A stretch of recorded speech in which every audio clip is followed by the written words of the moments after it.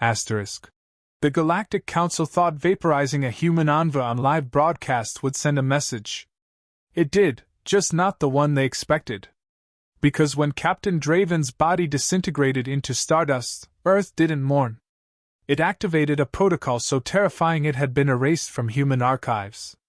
No more peace talks. No more diplomacy. Humanity, betrayed, chose extinction, asterisk not for itself, but for every alien who voted aye that day. They thought killing him would make us fold. They thought the human spirit was as breakable as their treaties, their cowardly compromises, their golden chambers where words replaced honor and betrayal wore diplomatic robes. Captain Elias Draven stood tall before the Council's judgment hall, eyes unwavering, armor gleaming with Terran black steel under the sterile lights. 92 alien species watched, and not one raised a voice when the neutron spear was ignited.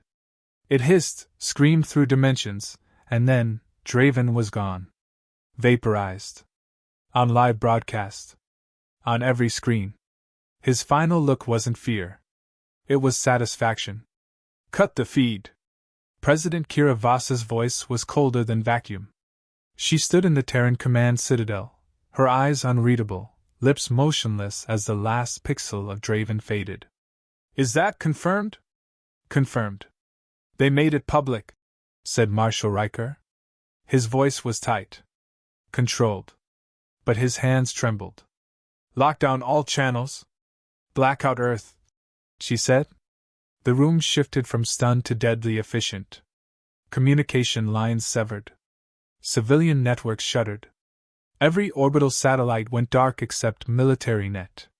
We need to respond, Riker said, fists clenched. We already are, she replied. Initiate extermination protocol. Level 7. No first warnings. No communication. Erasure only. Ma'am, that protocol was scrubbed. We decommissioned it. No, she said, eyes locked forward. We buried it. Because even we were afraid of ourselves. He hesitated. Confirmation code? Her voice didn't flinch. Elias. 1:19. A beat passed. Then the floor vibrated. Far below them, in the dark halls beneath Earth's crust, something ancient stirred. Something terrible and patient. Far across the solar system, in the black zone beyond Saturn, 37 warships, no flags, no names, no call signs, powered up. The Obsidian Line had no registry. It had no conscience. It was built not for battle, but for ending wars permanently. The Council didn't even realize it yet. They were still holding a press conference, praising interstellar justice and peace through accountability. Their spindly hands clapping, mandibles clicking in self-congratulation. Not knowing that in just a few hours, there would be ghosts burned into the orbit of forgotten planets. On Mars, nuclear silos reoriented. Lunar launch rails screamed. In low orbit, sleeper satellites blinked awake and began broadcasting encrypted pulses that hadn't been used in over a century. Code written in Terran dead languages, instructions too brutal to be remembered, except by machines that never forget. Status on foreign system infiltration? Voss asked. Lieutenant Calder looked up from her terminal. Already inside. Draven delivered the payload during trial proceedings. Worm is active. They're using our feed lines to broadcast his execution. We're inside every node now. Voss's jaw flexed. Then he did it. He let them kill him, knowing it was the key. Riker's face darkened. He volunteered. Voss didn't respond. She didn't need to. Everyone in the room already knew. Draven wasn't just a soldier. He was the weapon that unlocked the vault. They think we'll respond like them, she said finally. They expect negotiations. Sanctions. A strongly worded protest. We'll give them a funeral. No, she said. We'll give them absence. At 3 o'clock Terran Standard, the first signal fired from one of Earth's ghost relays buried under the icy crust of Ganymede. A single pulse, directed at the moon of Glorith Prime, home to the Tharnak species, first signatory on Draven's execution order. 5 seconds later, the moon cracked in half. No warning. No declaration of war. No speech. Just annihilation. On the Council's emergency comms, chaos exploded. Hundreds of species screaming for explanations. Demanding answers. Pleading for ceasefires, before a war had even been declared. None came. Because Earth wasn't answering anymore. It was hunting. At 5:14 TST, the next strike came. Navar 3, a Council shipyard producing quantum slipstream engines, simply vanished. Observers reported a flash of anti-gravity inversion followed by silence. All that remained were ship fragments spinning through vacuum, then even those were gone, harvested by Terran scavenger drones. Council fleets scrambled to respond. The Council's Fifth Armada moved to defensive positions, deploying shields and bracing for a traditional military confrontation. But Earth wasn't sending fleets. It was sending whispers. Every major Council defense array went blind. Orbital grids collapsed. Surveillance satellites began broadcasting children's Terran lullabies, backwards. Creeping, haunting songs as ships disappeared from sensor. Riker leaned against the command table. "They're not even fighting us." "No," Boss said, watching the system map darken. "They're unmaking us." In deep space, the obsidian line struck without light, without sound, without trace. Each ship's hull was made of metareflective composites, cloaked in heat-dampening membranes that rendered them less visible than space itself. They didn't attack with lasers or missiles. They used singularity darts, tiny black hole generators launched at fractional C speeds. One hit could implode a city. 10 could end a world. And Earth had thousands. By 8 o'clock TST, 4 Council Alliance species were extinct. Back on Earth, the news never aired. There was no public cheering. No victory parades. The population had been informed of Draven's execution. That was enough. The rest was trust. And fury. Kira Voss stood in silence as the numbers rolled in. 52 planets compromised. 9 obliterated. 211 military assets erased. Human casualties 0. A transmission lit up the dark screen. Council attempt to negotiate. They offered apologies. Reparations. Even tribute. Voss nodded to the operator. "Play it aloud." The alien diplomat's voice buzzed through the speakers. "We deeply regret the unfortunate outcome. Surely, humanity can understand the complexity of multilateral governance. Perhaps we could." She cut the signal. "Open a channel," she said. "Target? All Council frequencies. Live?" "Yes." The operator nodded. She stepped forward, straightened her jacket, and spoke only once. "You executed a Terran hero. You televised it. You cheered. This was not justice. It was performance." She paused. "We don't perform. We end." And with that, she turned. The transmission ended. Across the galaxy, the silence that followed was more terrifying than the destruction that preceded it. In that moment, every civilization understood. Earth would not negotiate. It would erase. They didn't see the ships. That was the first mistake. They assumed war meant flags, fleets, declarations. They assumed wrong. Humanity had no intention of broadcasting its vengeance. It delivered it. At 0600 hours, orbital sensors across 12 Council-controlled systems failed simultaneously. No damage, no warnings. Just darkness. Glorith Prime's planetary shields collapsed without impact. Vaxa 5's defense matrix, long considered impervious, simply shut down mid-cycle. Traffic control logs captured one last anomaly before total silence, a strange pulse hidden within an outdated Terran diplomatic signal. Nobody connected it to Draven. Not yet. Hours later, the moons began to vanish. Not explode. Not shatter.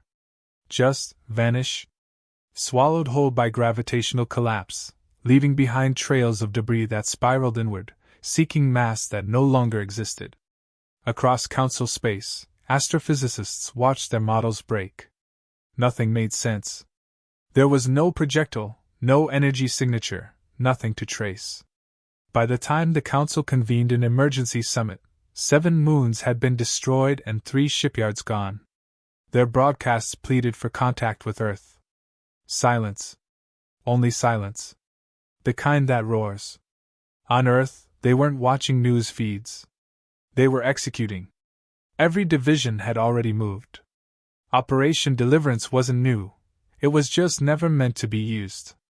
But the Council gave Earth a reason. On the dark side of Jupiter, the obsidian line slipped into hyperspace slingshot, folded into time bubble corridors, and emerged inside Council territory before any tracking AI knew it had happened. These weren't ships built for battle, they were built to murder stars. Each vessel carried a core spear, a weapon designed not to detonate, but to decay matter on a quantum level. Not explosive, not flashy, just final. Voss didn't pace. She sat in silence as updates flowed through the neural net. One by one, worlds blinked red. No survivors. No survivors. Partial atmosphere loss. No survivors. Council envoys begged for contact, for diplomacy, for delay. They still didn't get it. Humanity wasn't angry. It was methodical. At 1,300 hours, the first message arrived, not from the Council, but from a Council military command node on the Los Prime. They believed they could flank Earth's strike routes. They gathered 6 fleets near the Siphian Trench. The strategy was standard: trap, compress, overwhelm. They never saw the wraiths. Human ground units launched from deep orbit in drop pods too small to track, coated in black wave sheathing, silent until impact. No heat, no radar signature. They hit like meteors, and when the pods opened, humanity stepped out. Not Marines. Not soldiers. Specialists. Each one carried a grav rig that turned bones into titanium columns, each suit equipped with auto-targeting thermal lances, micro-drones, and neuro-combat nets. The Delos command post went dark in 17 minutes. Later, intercepted comms revealed the last phrase spoken by a Delos general before death. They are not armies. They are consequences. Across the galaxy, species began evacuating, not just soldiers, but entire populations. Civilians fled their worlds. Trade routes shut down. The economy of the Council fractured in half a day. Then Earth sent its first and only message since Draven's execution. It wasn't a threat. It wasn't a declaration. It was footage. Draven, bound in the Council chamber, head high, bleeding from the mouth, standing against his captors. No screams. No fear. Just the words. I hope you understand what comes next. And then the neutron spear. His body turning to dust. The feed cut to black. Underneath the broadcast, 3 words burned into every Council channel. Extermination protocol active. That same hour, the AI-run bastion of Telkara, home to one of the galaxy's largest defense grids, was infected. Not from the outside. From within. Draven's Envoy gear had transmitted nanocode into the Council broadcast relay. The code spread like a song across systems that had streamed his death. A requiem in ones and zeros. Earth's virus didn't crash systems. It taught them to forget. Telkara's AI brain lost entire folders of targeting data. Its weapons refused to lock onto Terran signatures. It saw Earth ships and labeled them undefined celestial objects. It watched its own destruction and logged it as meteorological event. This was no revenge. It was a pre-calculated purge. At 1,500 hours, Council High Command on Zaraxis Prime issued a general surrender order. It never left orbit. Their communication towers folded inward, shredded by localized gravity mines planted decades ago by Terran mining teams, hiding in plain sight, pretending to build infrastructure. There were no heroes. No final stands. Just collapse. President Voss reviewed casualty reports. 0 human losses. Estimated alien deaths, in the billions. She said nothing. There was no joy. Just completion. When her aide asked what the next step was, she replied, "There is no next step. This was it. They ended peace. We ended them. By evening, Earth's forces began withdrawing. No flags planted. No territories claimed. The point had been made. Brutality wasn't a trait of the barbaric. It was the reserve of the patient. And when patient people are betrayed, they don't protest. They annihilate. In a final encrypted file left behind on every ruined council node, a human voice whispered, "We tried peace. You chose performance. We responded in kind. But where your theater ends in applause, ours ends in silence." And then silence. Everywhere. The stars never spoke of it again. They assumed Earth's fury was spent. That after the orbital strikes, the vanished moons, the dead systems, humanity would pause to reconsider. They didn't understand. Earth doesn't pause. It completes objectives. Within 17 hours of the first retaliation, Operation Firewake commenced. A network of deep space dreadnoughts opened transit lanes just outside the capital sectors of 31 Council species. They arrived without signal, light, or mass signature. Terran engineers called them void runners, ships built to exist between what sensors could detect. They drifted closer to orbit, fully silent, until the ground stations below noticed stars vanishing behind shapes they couldn't track. No warning followed. The first strike landed on Carrion Delta, a high-gravity world used for breeding the Bracker Elite Guard. It was known for reinforced terrain, underground barracks, atmosphere-reflective domes. Nothing survived. The Obsidian Line didn't fire traditional weapons. It deployed graviton sheets, blankets of artificial pressure that compressed matter into superheated slag. Troops didn't even scream. Their bodies collapsed inward, bones folding before their brains could register pain. Council Command couldn't understand the pattern. These weren't random targets. They were precise, surgical, almost too specific. Because Earth wasn't bombing cities. It was erasing capability. Weapon caches, training camps, R&D outposts, supply forges, gone. Medical ships, refugee stations, and unarmed colonies remained untouched. The message wasn't mercy. It was clarity. Earth wasn't here to conquer. It was here to disable the Council permanently. In orbit above Zixer, the Council's emergency fleet formed a defensive perimeter. 20,000 ships with overlapping shields and predictive AI interceptors. They were proud of it. Called it the Iron Halo. The Iron Halo lasted 11 minutes. Earth Strike Force, a mobile battalion named Ghostfire Lance, breached the perimeter without triggering alarms. Their weapons weren't traditional energy projectiles. They used light phase disruptors, which passed through energy shields as if they weren't there. The result wasn't explosions, it was implosions. Ships didn't catch fire.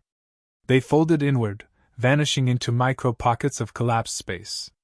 Fleet Commander Zalthal's last recorded message was a single word. Impossible. The voice that responded came from General Maddox. Incorrect. His transmission carried across every surviving Council channel. You mistook us for equals. That was your first error. You built fleets. We built extinction algorithms. You drew borders. We designed options. This is not a war. This is conclusion. No response came. On the surface of Krendak, Earth deployed its first ground force, Delta Division, equipped with atmospheric adaptive exosuits, neural-linked warhammers, and a combat philosophy Earth had perfected for 2 centuries: rapid domination. They weren't deployed for occupation. They were sent to test one thing: how many elite Council species could survive 10 minutes of sustained Terran melee assault. The answer was 0. Terran soldiers didn't pause for medals. They didn't record victories. Their suits pulsed with synchronized timers, every strike coordinated through neural nets that made squads move like single organisms. Every punch broke armor. Every motion was a kill sequence. The Krendaki warriors, giant 6-limbed reptilians with centuries of battlefield legacy, died without touching Terran armor. A single Krendaki war priest, cornered in the ash, gasped a final prayer. The Terran trooper leaned in, visor splitting for a moment. No gods here. Just repayment. The priest died confused. By the end of day 3, half the Council's outer defense ring had been neutralized. The panic spread faster than war. Entire species began broadcasting surrender offers, some with fleets intact, others burning their own data centers to avoid being seen as combatants. But Earth didn't respond. Because Earth wasn't speaking. President Voss remained in the command hall, reviewing strike plans with silence sharper than any blade. There were no speeches, no boasting. Each update came in with one line: target eliminated, moving to next. When asked how long the campaign would last, she said, "Until memory fails." The Council, desperate for some leverage, activated the Vorex Protocol, a last resort strike plan involving forbidden quantum weapons stored in deep orbit. The Vorex bomb was capable of resetting molecular bonds across continents. It had never been deployed. Its activation required unanimous Council consent. They reached consensus in 4 minutes. They targeted Titan, one of Earth's oldest colonies. The launch never completed. For seconds after ignition, the Vorex bomb vanished from its silo, transported mid-arm into a quantum vault already orbiting Earth. No signal, no interception. Just gone. A broadcast followed. Short. Brutal. "We watched you build that bomb. You knew we watched. You activated it anyway. That confirms intent." The screen flickered. General Maddox returned. "Intent has consequences." The feed ended.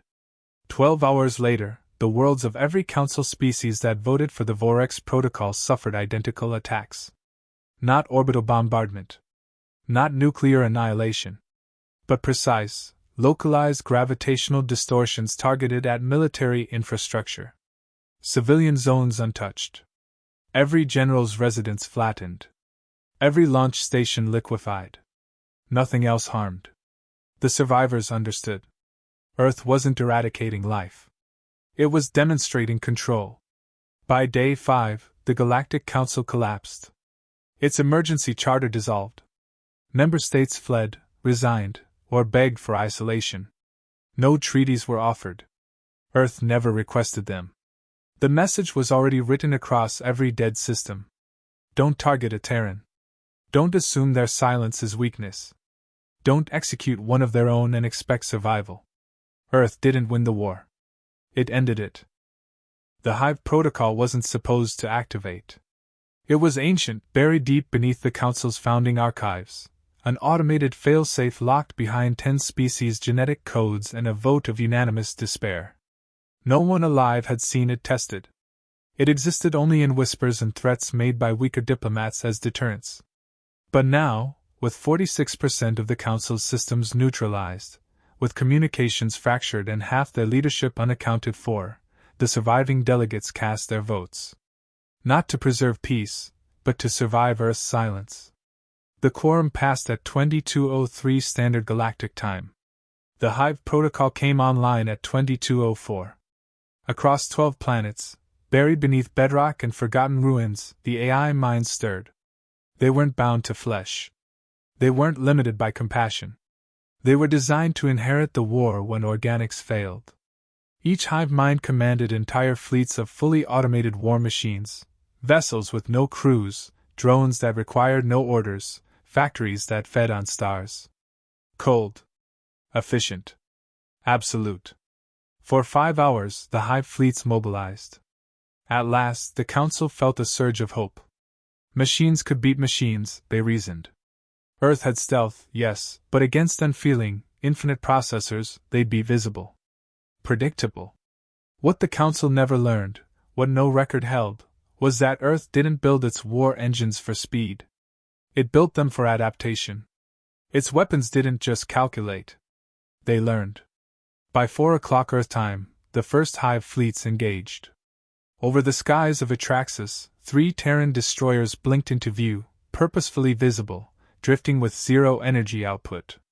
The hive ships surrounded them. Scanned. Fired. The beams passed through holograms. What arrived instead was a virus. Hive 1, the central mind responsible for governing 6 sectors, began rewriting its own attack priorities. One by one, its ships turned inward. Not because they were hacked, but because they were taught. Draven's death had carried more than code.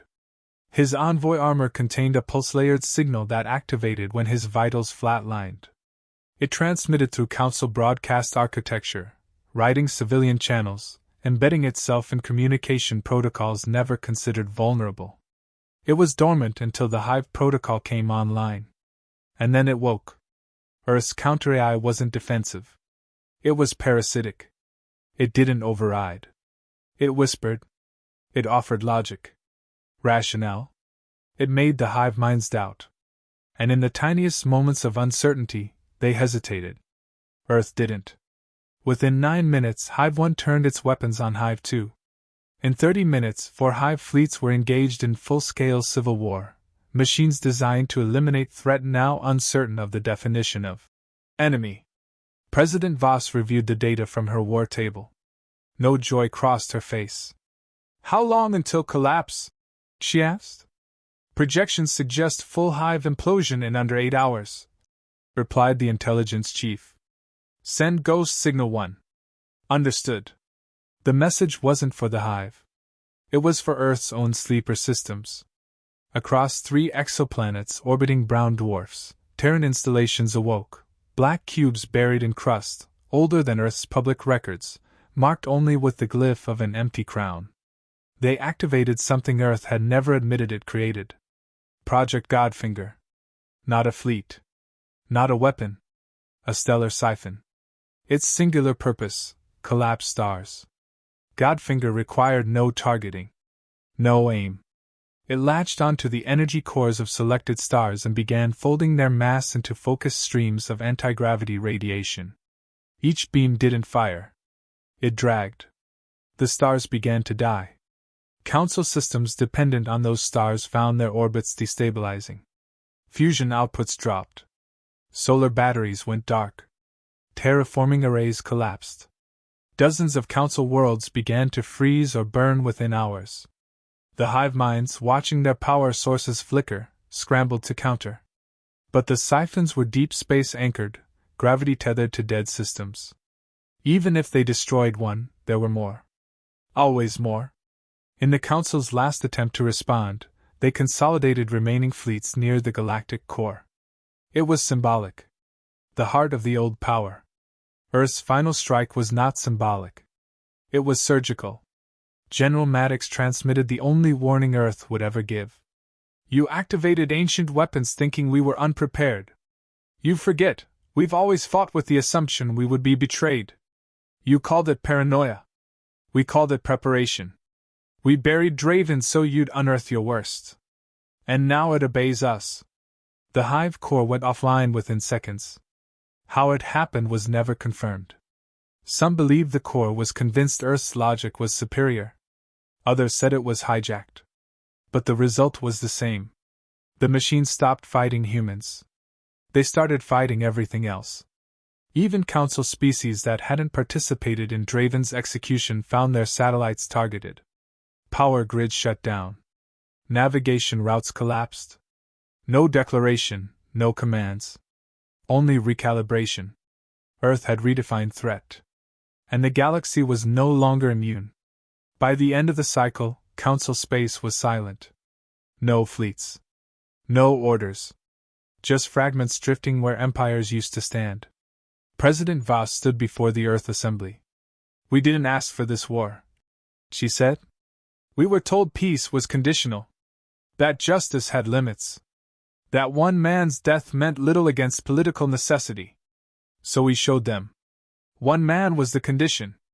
And peace ends when you kill a Terran for theater. There was no applause. Only understanding. Because now the galaxy understood something final. Earth didn't escalate. It waited. And when it moved, it never repeated. The last Council world fell without resistance. Not because they lacked weapons or soldiers, but because no one showed up to defend it. The command centers had gone dark. Supply lines had vanished. Fleet coordination failed days earlier. All that remained were scattered voices asking the same question in different dialects. Are we next? They were.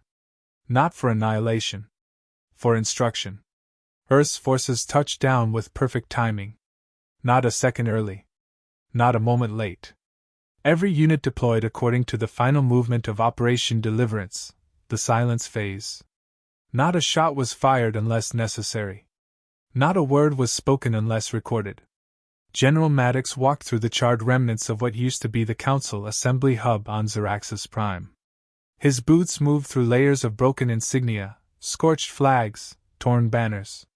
History reduced to dust and flakes. He carried no weapon. None were needed. The last fleet had surrendered 12 hours ago, its commanders begging not for mercy, but for meaning. He gave them none. Instead, Earth broadcasted its final message, one script, one language, sent simultaneously to every known system with a surviving population. It began with a sentence few expected. Justice delayed is still justice. And then the footage. Draven's final moments, unedited, unflinching. His words. His silence. His refusal to plead. The spear through his chest. The vapor rising. Then came the rest. The fleet movements. The obliterated moons. The vanished worlds. The Hive protocol turning on its own makers. Godfinger draining stars. Drone footage of cities imploding. Planetary shields collapsing inward. And one statistic flashing with calm brutality. 0 Terran civilian casualties. The message continued. We offered treaties. You offered betrayal. You killed one of our own not in war, not in combat, but in ceremony. You cheered. You called it law. So we replied not with conquest, but with erasure. There is no council. There is no vote. There is no platform from which to justify what was done. There is only silence, and the warning that comes with it. The message ended with a countdown, 10 digits ticking down from 60 seconds. No one knew what it meant. Some believed another weapon would follow. Some fled to uncharted systems. Others activated every defense measure they had, ready for a final strike. But when the timer ended, the only thing broadcasted was a single image.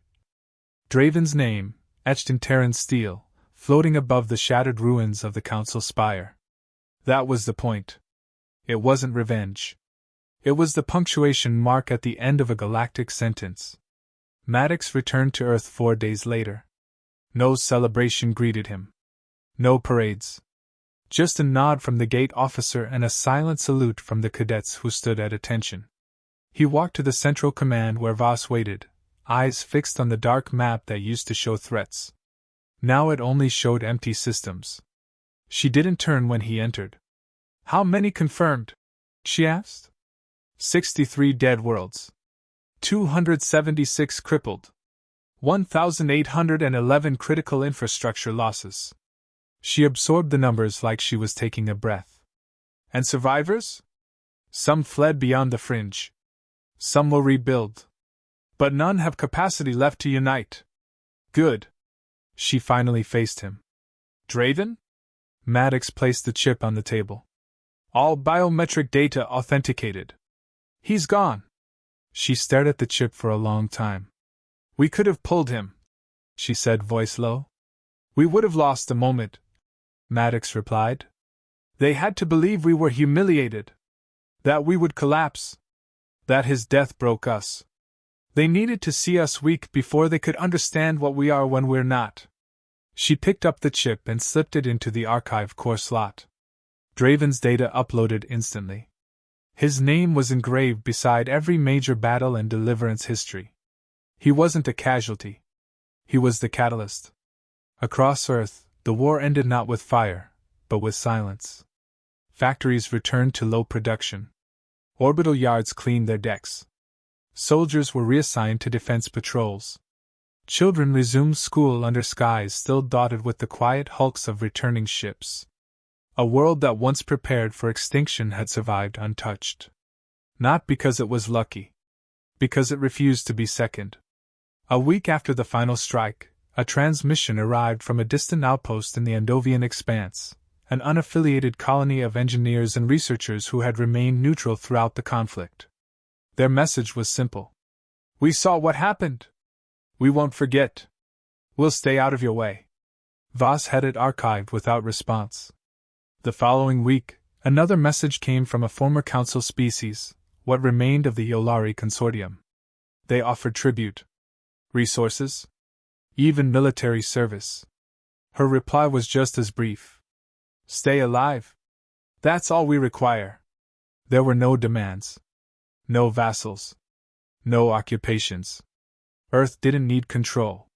It needed space. For the first time in recorded galactic history, peace didn't come from alliance. It came from absence of challengers.